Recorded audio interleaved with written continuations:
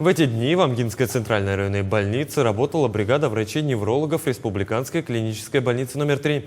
Помощь врачей-неврологов в городской больнице помогает в обучении и повышении квалификации местных врачей. В течение 2 дней врачи обменивались знанием, опытом по новым методам диагностики и лечения.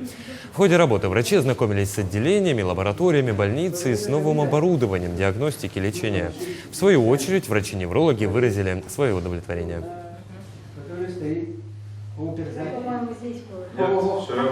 Амгинская центральная районная больница, она имеет все возможности внедрить эффективные методы лечения инсульта в острейшем периоде.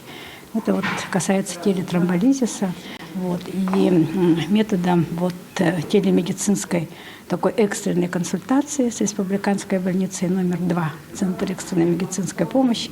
Они могут в острейшем периоде реканализировать сосуд, то есть ввести тромболитик при ишемическом инсульте. Это самый такой эффективный метод лечения, который позволяет снизить как смертность, так и инвалидизацию.